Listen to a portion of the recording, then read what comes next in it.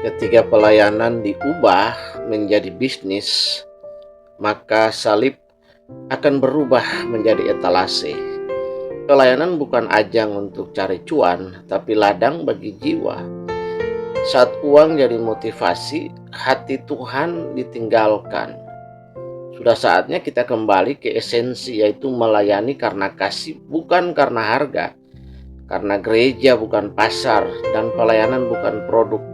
Karena itu mari bangkitkan kembali panggilan kudus kita. Nah, ini adalah sebuah caption yang luar biasa.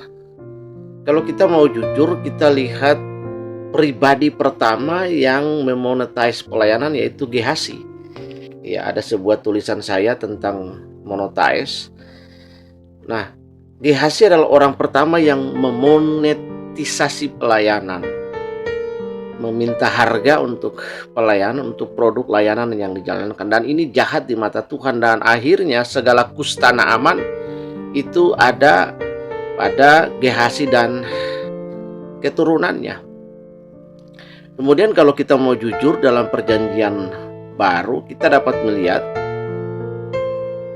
bagaimana brengseknya para imam di dalam bait Allah. Di situ ada 13 kotak persembahan. Memang tidak disebutkan di dalam Alkitab, tetapi tempat penukaran uang dan lain-lain itu ada di halaman bait Allah, dan para imam mendapatkan selisih keuntungan dari hasil tukar uang.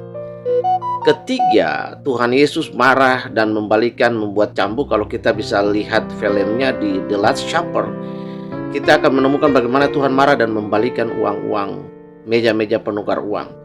Nah, ini juga menjadi salah satu alasan kebencian mengapa orang-orang yang punya pelayanan dan mereka memonetisasi pelayanan kemudian diobrak-abrik oleh Tuhan Yesus. Itu alasan lain. Ketiga, mereka punya pelayanan diobrak-abrik.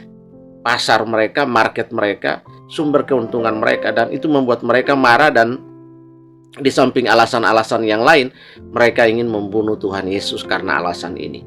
Jadi orang-orang yang memonetisasi pelayanan, ketika diganggu ladang mereka, market mereka, monetisasi pelayanan mereka diganggu, maka hati mereka sangat marah. Hati mereka terikat pada uang. Dan ini bisa menimbulkan pertengkaran, kebencian, bahkan bisa berujung kepada pembunuhan karakter, bahkan pembunuhan secara fisik yang mereka lakukan. Jadi uang adalah akar segala kejahatan. Karena itu mari kita berhati-hati. Karena itu saya tidak pernah memonetisasi pelayanan saya, baik hasil khotbah dan lain-lain. Saya tidak pernah memonetisasi, bahkan tulisan dan lain sebagainya. Semua hasil karya adalah free dari Roh Kudus. Kalau orang mau memberkati pelayanan silakan, tapi saya tidak pernah memonetisasi pelayanan.